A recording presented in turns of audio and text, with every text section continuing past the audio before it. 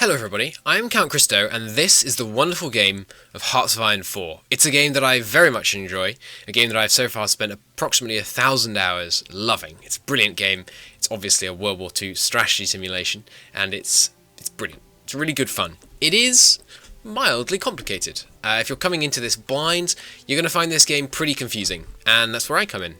I'm going to make a comprehensive guide to how to play this game at a basic level, and then as I move on, it's going to go into how to play this game quite well, and then I'm going to keep doing tips and tricks videos, following on from that, how to play this game really well, how to get really good tricks for multiplayer, all that kind of thing. And I'm going to start right at the bottom level. The videos will all be appropriately titled, so if something sounds like it's below your level, it probably will be. I'm not going to go into in-depth details of brilliant master plan strategies in this first episode, so check out the video titles to see what kind of content you're interested in. Today we're going to start with the setup. I'm going to act as if this is your first time seeing Hearts of Iron 4. This is the first time you've played it. I'm going to cover everything that I can. Okay, so the first thing you need to know about Hearts of Iron 4 is that it has a main character, and that main character is the German Reich. In World War II, as you might expect, the main mover and shaker is the German Reich. So when you're learning to play the game, it makes sense to play as a German Reich. This allows you to be active rather than reactive in the way that you're playing the game. If you're playing as France, a lot of the time you have to kind of react to what Germany does and behave accordingly. As Germany, you very much set the stage. Right, let's go through some of the options. First off, play on regular. Never play on recruit. Don't think to yourself, I'm just starting, I should play on recruit. It's much better to play on regular and lose and learn than to play on recruit. Just play on regular, it's fine, you'll be okay. Don't worry about it. Custom difficulties, don't worry about these just yet. They're a way you can strengthen different countries, including yourself. They're not important right now. Don't use these for your first game. Don't try veteran difficulty either for your first game. It does make the game a little bit harder. Iron Man mode is not necessary for your first game. Some people recommend always playing Iron Man mode because it makes you strict. Sorry, I should explain what the Iron Man mode is. Iron Man mode means that you have one save game, which is continuously updated as you play the game. If you are in Iron Man mode, you cannot save scum your mistakes. I never play Iron Man mode when I'm recording, generally, just because it makes it harder to deal with bugs and, if the game crashes or if I lose footage, that kind of thing. Generally, try never to reload your mistakes. Lose before you reload your mistakes, because losing is when you learn. Historical AI focuses means that countries behave roughly how you'd expect them to. For your first game, I'd leave this on. I don't know how much of the history of World War II you know, but having AI focuses on makes things behave just more predictably. That's all you need to start with. This game is not compatible for achievements because you have to be in Iron Man mode, and I'm running some mods. There's a separate video I have which explains the mods that I typically use. They're all vanilla plus, not big game-changing things. I'd recommend that you use them, but if it seems too much for your first game, it's fine. So let's get into the game and do some setup. Now, when you're playing Hearts of Iron 4, what you're doing essentially is managing a nation, in this case the German Reich, and you have to manage many aspects of that nation, and we're going to go through those in order now. These up here are notifications, and they each mean, usually, do something, or you're missing something, or you've got excess of something. You basically don't want notifications up here. If a notification comes up, deal with it. So we'll deal with these in order. First off, we have some research slots available. This opens up the research tab, which can also be opened up by this button here, or the shortcut key W to open this up. As Germany, you start off with 4 research slots. All countries have the capacity to get at least 5 research slots, and the US can have 6. So as Germany, we've got 4 research slots, and that lets us look at, if you click on one of them, the research tree. Now there's lots of tabs, and this might look quite overwhelming, but I promise you, it's pretty simple. Basically, if you want to improve your infantry, you're going to look at the infantry tab. If you want to improve your support companies, you go to the support companies tab, and so on and so forth. There are things called doctrines, which improve all your infantry, and indeed all your army, if they're land doctrines, all their navy if they're navy doctrines, and all their air if they're air doctrines. There are 3 theatres of war in Hearts of Iron 4, land, navy and air. We'll look at them in more detail in a future episode. These improve specific things about specific types of infantry. So this, for example, improves your mountaineers.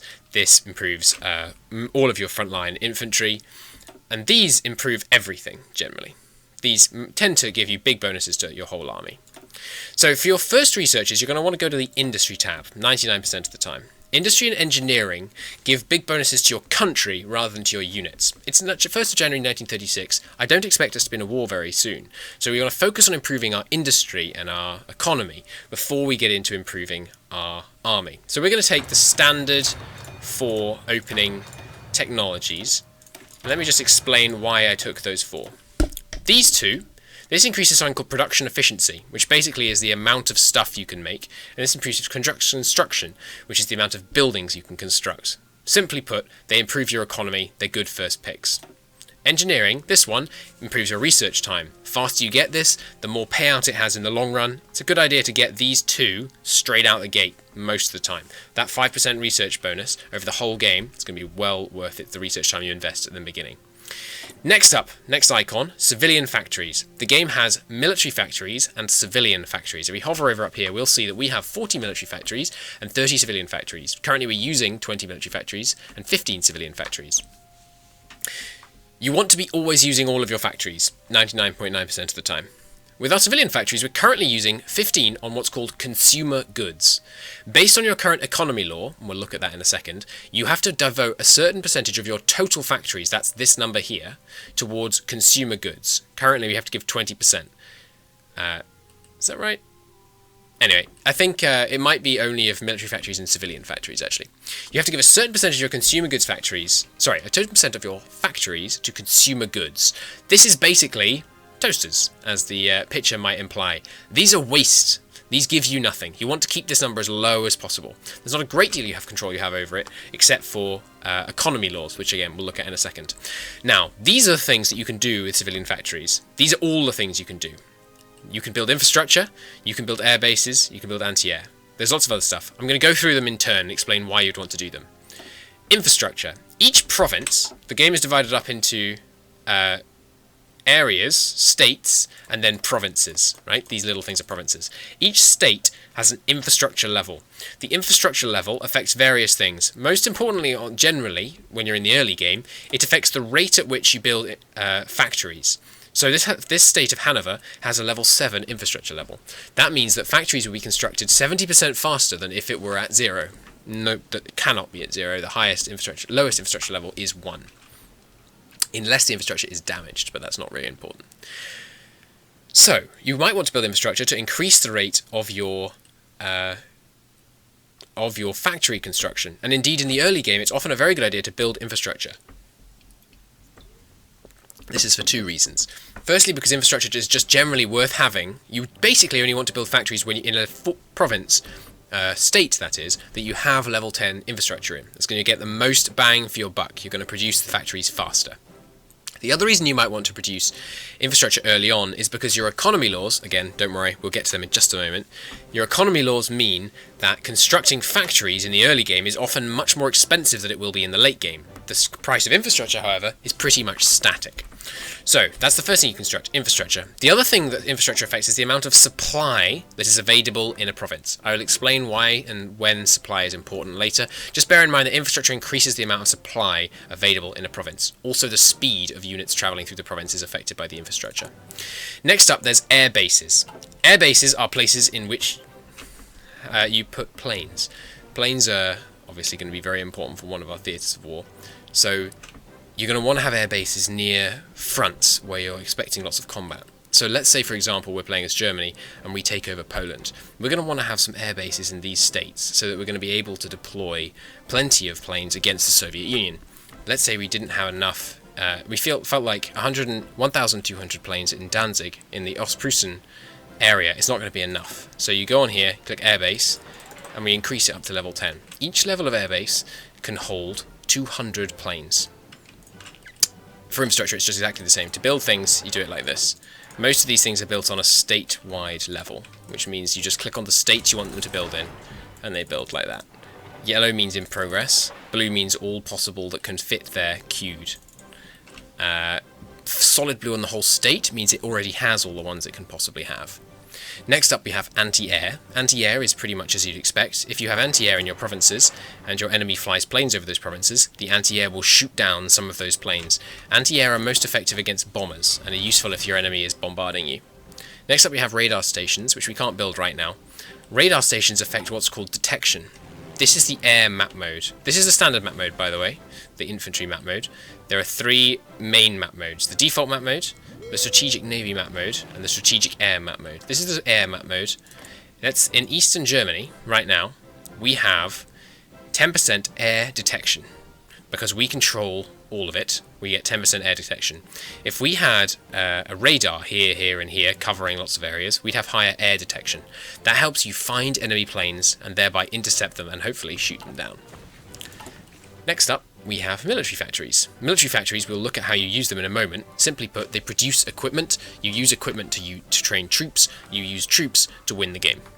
Civilian factories are what you use to build all of these things. So if you build civilian factories, you can snowball. So let's say you have 10 civilian factories, you use them to build 20, you use those 20 to build another 20, you use those 40 to build another 40, you use those 80 to build 160, and suddenly you're a huge economic powerhouse. Early game, it's often a good idea to build infrastructure and then build civilian factories, and then later on shift from building civilian factories to military factories. We'll talk a bit more about what you should build and when as we get later into this tutorial series. Dockyards are fairly self-explanatory. They build ships. That's about it. We'll look at ships in a minute. Synthetic refineries, slightly more complicated. These feed into the resource system. These produce oil and rubber. Very useful for someone like Germany, who, if we take a look at the resource map mode, has very little oil and available oil in the immediate area. There is some oil down here, but in the mid to late game, Germany's going to want a lot more than 70 oil. The big oil fields in the game are here, here, and here.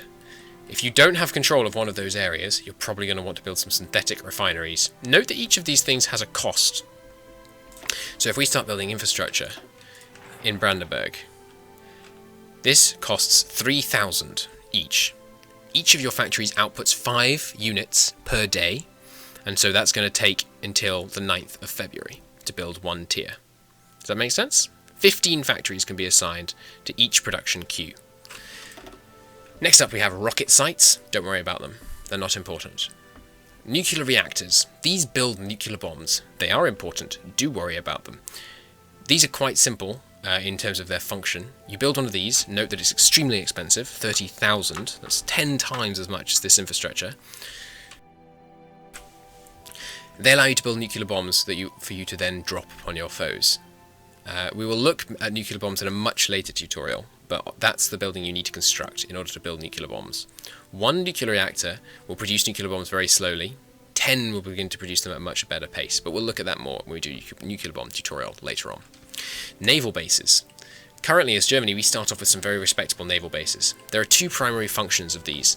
First off, they allow you to base ships in them, so we can put ships in this naval base here in what's this province called? Weser Ems. So we could put some ships here. Why is we're on the we could put some ships here in Wilhelmshaven, and indeed we already have a fleet garrisoned here in Wilhelmshaven. This is a level 8 naval base, and therefore it can help repair 80 ships at any one time. Note that it says 15 out of 80 being used. That's because these 2 ships have a total weight of 15. A total weight of 80 can be repaired. Different ship sizes. Oh, we unpaused. Different ship sizes can take different amounts of weight, and hence take more larger or smaller naval bases to repair them. Next up we have land forts. This tooltip is pretty self-explanatory. Good tip for Hearts of Iron 4, by the way. If you don't understand something, hover over it. The tooltip is often very informative.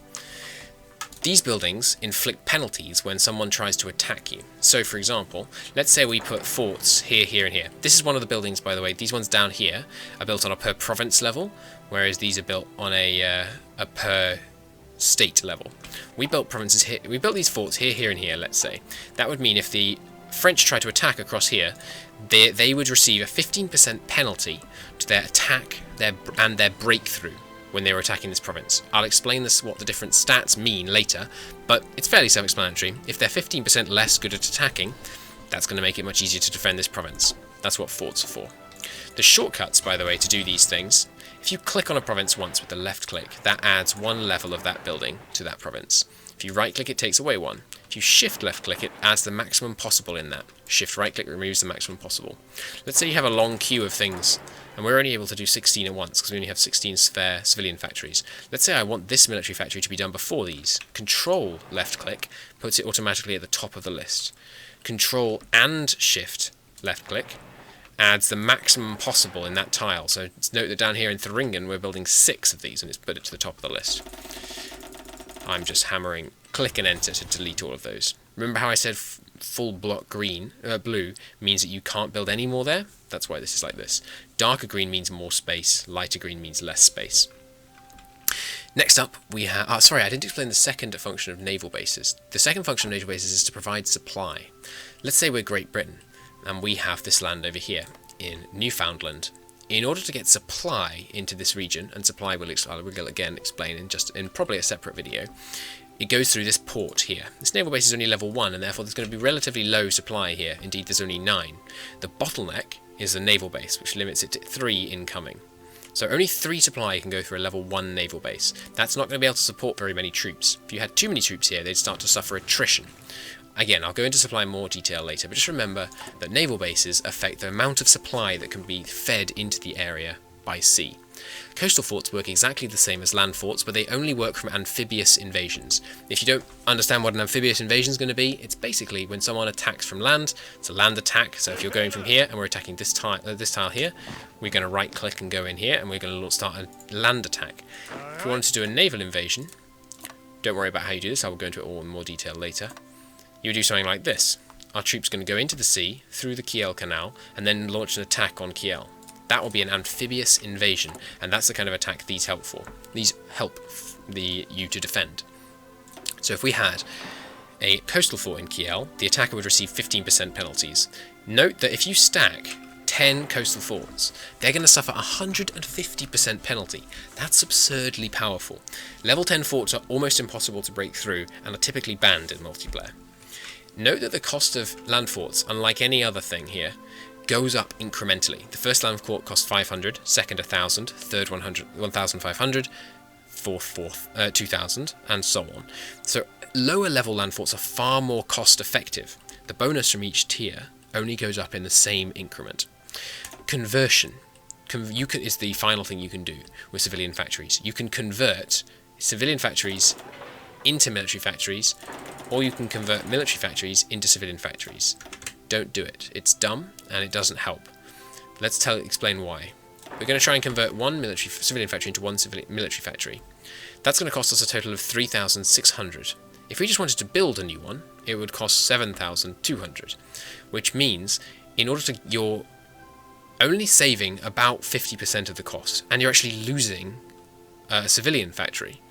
So if you just build a new one, it's much more effective because you use more resources, but you're actually gaining total factories rather than just switching them around. It's almost never a good idea to convert factories. And that is what you can do with civilian factories. So let's assign ours to producing some infrastructure in high slot available areas. That's because in this area, at the moment, we're only able to build one more factory. Down here, we're going to be able to build 6 more factories. So our infrastructure is going to do more work here than it would here in the short term. It's also worth noting, some countries, like Germany, get bonuses to their infrastructure, which is worth noting when you're planning where to build things. In this case, as Germany, all of these areas here, these 3 and this one, these 4 states, are going to get maximum infrastructure for free. So don't build infrastructure in these 4 states if you're Germany. Let's throw down some infrastructure in this area here. It's a good area to industrialize as Germany, so I'd recommend you start with that. Okay. Next up, let's deal with our military factories. This screen might look slightly overwhelming, don't worry about it. I don't recommend you do what I'm about to do when you're playing. I'm going to do it for the ease of explanation's sake. So, what you can produce in this screen uses military factories and naval dockyards. Let's start with the Navy. You can use these to deselect which types of things that you're building you see on this screen. This screen might look different on your end, because I'm using a mod that makes it larger and easier to interact with. I recommend you use that mod. there is a video which describes all the mods that I use, which is linked in the video description. So you press this button to build ships. Here are all the different options. If you wanted to build outdated ships, you click this button. Very rarely a good idea. Convoys are a valuable resource. They allow you to transport resources and supply around the world. They're also quite cheap. So you click this button and you start a new chain, a new production line, this is called, of convoys in this case. And you can assign between 1 and 15 naval dockyards to that. Note that these dockyards are grey. We aren't actually assigning 15 dockyards here. We're assigning 10. We only have 10, so we can only assign 10. If we were to gain any more through conquest or through construction, we would add them into here automatically. In this mod you can add 20 to one line. In your vanilla game it's likely to be 15. So that's if we want to just build some convoys. But convoys are boring. We want to build some military vessels. So let's queue up a line of light cruisers. Now this button asks you to assign where you want these ships to go. We're going to deal with organising your navies and armies in a future episode. So for now let's just send them to Wilhelmshaven, or in this case the state of Weser Ems, because Wilhelmshaven is an awesome word. Now, we're going to forget about navies for a while, and instead we're going to show all of these three. This is infantry and artillery equipment, vehicles, and aircraft. So, infantry and artillery equipment. The ones that we're able to build at the moment are infantry equipment, support equipment, motorised, towed artillery, and towed anti-air. These three, towed artillery, support equipment, and infantry equipment, are the mainstay of your army. You're going to want to produce those the most, and by far the thing you want to produce the most is infantry equipment. So let's set up a nice big line of 10 factories producing infantry equipment. We're also going to need some support equipment and some artillery pieces. I recommend setting it up something like this to begin as Germany. We're also going to want a little bit of motorised, but only a very small amount, and that's probably good to begin with for infantry equipment. Getting the ratios of these right is an acquired skill. I can't just tell you what it is. When we look at unit composition, you'll see why it can be complicated and how exactly to decide how much of each to produce. But generally, you play it by ear. If you feel that you have too little infantry equipment, put some extra factories on here. By the way, you just click where you want the number of factories to go. If you're playing vanilla, you'll only be able to assign 15 factories to each line. I can assign 50 because my mod is great. So let's stick with about 15, 10, 6. Something like that seems pretty good to me. Don't worry about these resources things, we're going to deal with them in a minute. I'm not going to build any tanks right now, because I don't think as Germany it's worth building light tanks. What we want to use are medium tanks, so we'll deal with tanks in a while. But if you wanted some tanks, that button, followed by which tank you want to build, is where you begin. This here, by the way, is how much they cost per unit. So this costs 9 production, and this over here is the amount of resources they use. We'll get to that in just a moment. The resource system is relatively simple, so don't worry about it. Planes. Planes are very important for winning the strategic war. Fighters are the mainstay of your air force. If you have more fighters than the enemy, you're likely to have control of the skies. And if you have control of the skies, you can decide which other planes are going to be able to operate in that area. So let's build fighters. We want a nice, sturdy fighter line. Let's put 6 factories on fighters. But fighters alone aren't the most effective at actually doing damage to enemy units. In fact, fighters are very bad at doing damage to enemy units. So we're going to want some tactical bombers. The different types of planes, we might as well go into that now. Easiest to see from the tech tree. Here they all are. Close air support, fighters, naval bombers, heavy fighters, tactical bombers, and strategic bombers.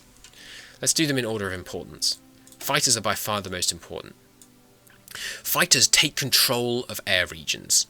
These, by the way, are different models of fighters. The lower down, the better. The number on the side represents the date on which it is okay to research it. If you go ahead of time, so if we research something from 1940, now it's 1936, it will be very, very expensive. If we started researching this now, it would take 1,000 days.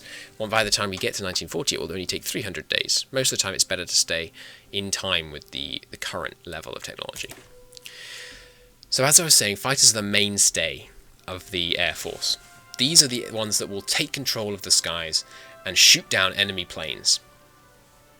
They can do something called air superiority, which basically means they try and take control of the skies, or interception, which means they try and prevent enemy bombers, effectively, from performing their missions. So if they'll see bombers going to try and destroy your buildings, the fighter goes after it and tries to kill it. Heavy fighters are basically fighters, but longer range and a bit stronger. They're much less agile though, and so generally you want to use fighters unless you're doing long-range bombing, in which case you'll need heavy fighters to support your strategic bombers. Close air support and tactical bombers are fairly similar. Basically, these ones are mostly useful for attacking enemy units or ships. These are the ones that are good at dealing the direct damage. Tactical bombers deal less damage than close air support. Note that the ground attack on this close air support plane is 10, and of the contemporaneous year tactical bomber, it's only 6. However, note that the range is 2,400 on this one, and only 700 on this one. If you look at a specific air wing, so for example, here's a wing of pre-war fighters, you'll see their range. If you assign them to a region that they almost completely cover, their mission efficiency is going to be pretty high, 90.4%. They're lacking range to completely cover the area, so minus 9.4%. That's because they can't really cover this area. The longer the range, the better chance you're going to have very high mission efficiency. Mission efficiency is very important, which is why tactical bombers are often a good choice for your air force over close air support. But the high damage of close air support, and they're cheaper, often makes them a tempting choice. Naval bombers are like close air support, but they're specialised in killing boats. Close air support and tactical bombers can kill boats, but they're not nearly as good. They also have longer range than the close air support. Strategic bombers, they just destroy buildings and infrastructure. They attack your enemies, basically anything your enemy builds on this screen. The tactical bomber helps you destroy it. That can be especially useful for damaging the enemy's economy or for busting through a tough fort line. That's what tactical bombers are for. That being said, let's produce some tactical bombers, which are nice all-rounders. They can also attack buildings, although they're less good at it than the strategic bombers. And there we go, we've sorted out our production line. A few things to explain on here. These are all the different bonuses that are currently being applied to your industry. Don't worry about them too much. We don't need to fuss about those too much. Working to improve them is always good, but there aren't very many ways in which you can, and so generally you don't need to worry about them too much. This is obviously how many we're producing per day. This is something called production efficiency. This is the reason you shouldn't do what I did at the beginning and delete all of your lines of production. You should just adjust them to fit what you need. Our production efficiency is currently 10.01%, which is what it begins at the base. It can go up to 50%. It's growing by 0.247% per day. Basically, if it gets from 10 to 20, this line of equipment production will be going twice as fast. By the time it gets up to 50, it'll be going 5 times as fast as it currently is. So it's worth having high production efficiency. What production efficiency encourages you to do is not change your production lines. You want to leave these factories producing infantry equipment, one, because the longer they're producing it, the better at it they get. To change a production line to something else rather than just cancel it and build new ones, you click on it and you select something else. Note that our production efficiency did not change. That's because it's as low as it can get. Our production efficiency retention is currently 0%, which means if we switch from something with 50% to something else, we'd lose a lot of production efficiency. If we had higher production efficiency retention, you used to be able to get it to 100, but the sneaky devs patched that out because it was wildly overpowered, then you're going to lose some production efficiency, but less if you have good production efficiency retention. You can get production efficiency retention from the tech tree. You generally want to leave things as they are, because the longer they are left as they are, the faster they produce things. As you add new factories to a line, you'll note that the production efficiency goes down. Don't worry about that. Let's say you have 15 factories and you go to 30. If you're at 50, your production efficiency will likely drop to somewhere around 25%, maybe a tad lower, a tad higher.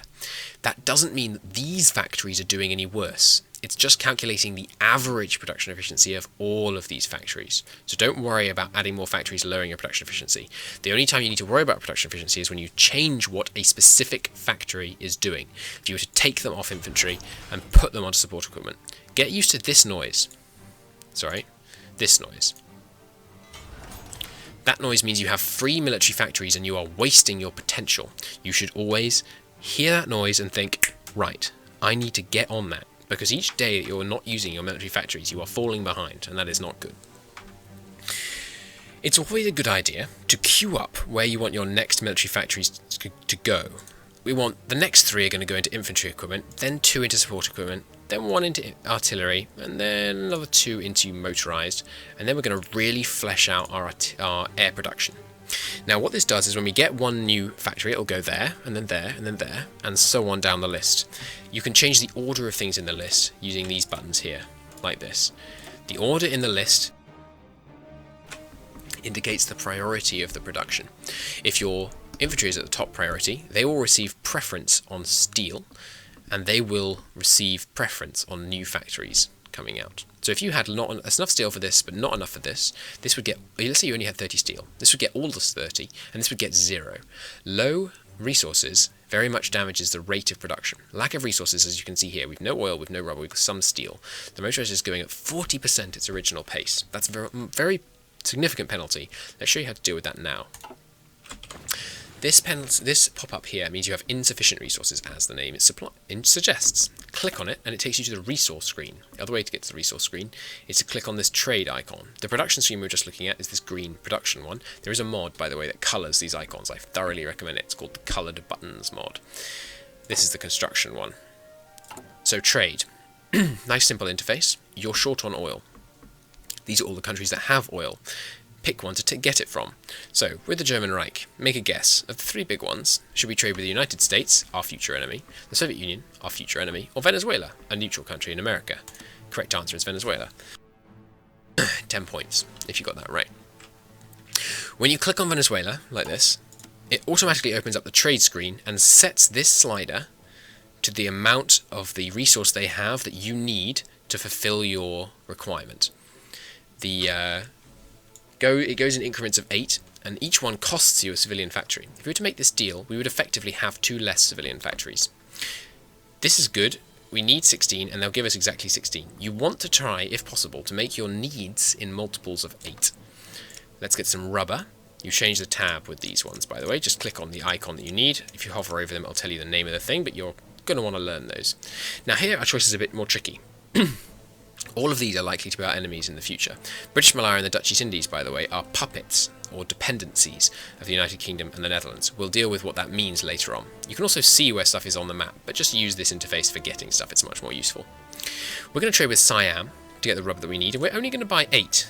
These buttons, or clicking and dragging the point, changes how much you get of the item. That gives us 8. Note these numbers haven't actually changed from their red, scary, you haven't got enough things. Unpause for 1 hour by pressing space or clicking this button up here. Or a couple of hours, in fact, and it will update. Now we're only missing 1 rubber. Missing 1 rubber is not a huge deal. Our tactical bombers are going to produce 2.5% slower than they would otherwise. It's not a big deal. Let's not worry about it.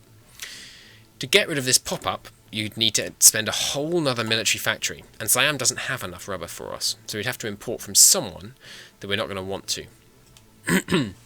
We could import from Brazil, but then our one factory is only getting us 7 resources, which is a bad deal. Importing from the Dutch East Indies doesn't hurt anyone, really, because the Dutch East Indies are all the way over here, and they are very, very insignificant.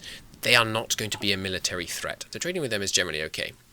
We are using 1 civilian factory per 8 resources. The person we're trading with is getting 1 civilian factory per 8 resources we trade from them. That's why we don't want to trade with our future enemies. Now, next up thing on here, the national focuses. This is your national focus tree. Again, don't be overwhelmed. It's a lot simpler than it looks. Basically, these are decisions that you can do. Each decision typically takes 70 days to do and has various effects. The tooltip, and if you click on them, the big screen, tells you a lot of things about what that focus will do for you. Generally, you want to find your industry-related focuses, in this case over here, and do those first, because you want your industry to be banging from the very beginning of the game for as long as possible. A lot of players begin with the Rhineland focus because it gives you political power, which is quite tempting, and it stops 2 areas being a demilitarized zone, which is a mechanic specific to Germany to simulate the fact that after the First World War and the Treaty of Versailles, Germany was not allowed to send troops into this area known as the Rhineland. There is lots to look at on this focus tree, and I'm not going to go through it comprehensively. Basically know that this bit here concerns your industry. You do these to improve your industry. This concerns with your research. This specifically improves your air force. This improves your army. This is the political section of the tree. This can allow us to do everything from doing a non-aggression pact with the Soviet Union to declaring war on Poland for Danzig, or for dividing up Yugoslavia, Greece, allying with Italy and Spain, befriending Turkey, declaring war on the USSR, or attempting an ahistoric alliance with the USSR, improving our national spirit if we manage to take over Paris and London. Lots of different things you can do here. Lots of them have various requirements. Note that Rhineland requires, the tick there, German Reich is fully independent. We are independent, meaning we are not a puppet, which means we can do this focus. Anschluss, on the other hand, requires us to be fully independent and to have at least 550,000 manpower in the field. And we have to not have the national spirit. Rhineland challenge met. That means if we take this, we basically say to France, hey, let us remilitarize the Rhineland. We're on historical AI focuses, so they'll say yes. If they said no, though, we wouldn't be able to take this focus. Make sense? Good. Click on these and it describes to you what it will do. And Anschluss means union. If we do that, we get Austria, which is pretty cool. But we need to have a certain amount of men in the field. I'll talk about deploying units probably in a future episode. This one over here gives some naval dockyards. Good one to do early on, so you can start using those dockyards for as long as possible. We're going to go for Reichsautobahn. That's the one, remember, that builds the maximum infrastructure here, here, here, and here. Now, we're running out of icons at the top. If we unpause for a couple of hours, that one should go away. Please don't make me a liar. There we go. This one means no divisions in basic training. We're not going to actually deal with that one today. You can train new divisions here, and that's what that one lets you do. But we're going to deal with that in a future episode. Now, this here is the basic way you interact with your units. Let's delete this so I can show you how this works. So, this one means you have unassigned divisions, a division which is not part of an army. You don't want to have unassigned divisions almost ever. So let's get all our units and make them part of an army. To do that, just simply box select your units. Note that if you're far enough out, you can't box select your units. Select all your units and press this button to add them to an army. Left click here, creates a new army. Here we go, Army 1. And we can call it anything. So this is Cristo's finest. Ooh, finest. There we go. This is Cristo's finest. Now, there are various things you can do now. You can draw up battle plans. You can tell these units, basically, what they're going to do in the future, and they will then move into positions which are sensible. So, for example, we're going to go to war with Poland at some point in the future, so let's draw a battle plan up against Poland. I'm going to keep this very simple and not explain how I do it, for the purpose of keeping this episode shorter. I'm going to talk comprehensively about deploying your troops in a future episode. So now we've put our men on the front against Poland, and if we were to unpause, they would all busily rush over towards Poland and line up on the fronts, all ready to go if we were to make the dreadful decision to justify a war goal against Poland and declare war. And there we go, we've dealt with all our pop-ups. We've been through all of these tabs that you need to actually interact with, so not diplomacy and not logistics. And we have got ourselves ready to unpause and start our first ever game. Before we do that, this here means that we don't have a general, that shadow. Let's put a general in charge. Brunsfeld seems good to me. There we go. Our glorious German Reich is ready to begin its journey through World War II, and as are you. I hope this video was helpful. In the next episode, I'll talk about managing your logistics, deploying troops, and organising your units ready for war. Thank you very much for watching, and I do hope to see you in episode 2. Bye-bye.